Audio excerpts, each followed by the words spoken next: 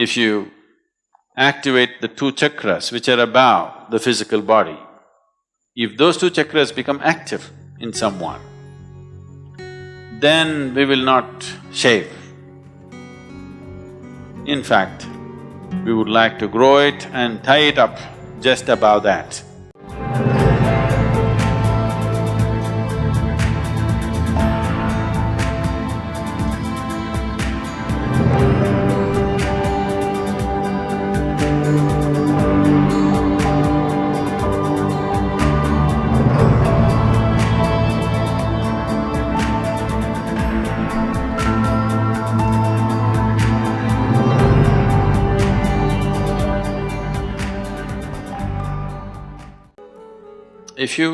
If you prune this tree today,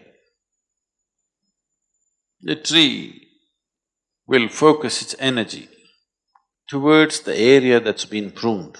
And you will see, suppose you prune this part of the tree and don't prune that, you will see in this part of the tree, the number of leaves that will come out in the next 15 days or a month is much, much more than in the other part of the tree. Have you noticed this? Yes or no? Because now that this is pruned, the tree directs its energy in that direction. The others it will leave and direct this way because here the leaf must come back. The same happens in your body. If you suddenly remove this hair, then you will see the energies will move in that direction. So people who are doing certain type of sadhana want that to happen. So people don't just shave their head whenever they feel like it. On the darkest night of the month, which is called as the Shivaratri, the 14th day of the moon's phases, one day before Amavasya, on that day they shave because on that day and the Amavasya day and the next day, when the energies are… naturally there is an upsurge of energy in the human system, we want to accelerate that a little more. So on that day it is taken off because there is sadhana attached to that. If there is no sadhana, it won't make much of a difference. Some of you may know that, particularly ladies who have never shaved their head in their life, suddenly one day if they go and shave their hair, they will become mentally imbalanced because excessive energy in that direction they are not able to handle. If already there is a small imbalance, it will exaggerate itself because there is an excess energy movement in the direction. But if it's calibrated properly and there is a necessary sadhana to support it, it works to your benefit. So a spiritual seeker, a sadhaka, who is not only seeking for his spiritual well-being, who is seeking how to become an instrument of a larger possibility, such a person wants to use every little support that is available in nature. So shaving one's head is a part of that. If there is no such sadhana, if that type of sadhana is not there, shearing off the hair has really no meaning as such.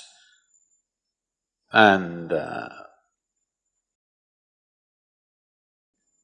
if somebody reaches a state where his energies are really bursting out of his head, if you activate the two chakras which are above the physical body, if those two chakras become active in someone, then we will not shave. In fact, we would like to grow it and tie it up just above that so that it is protected and nurtured. If you don't have enough hair, we will use cloth. You think I'm bandaged or something? Yes, in my leg, but so, if there is not enough hair, then you have to use something else. But you will need that, otherwise there will be… Once the two chakras above the physical body are on, It's a phenomenal possibility, but it also makes your physical body little fragile. It tends to draw more than it should. And this is the reason lot of yogis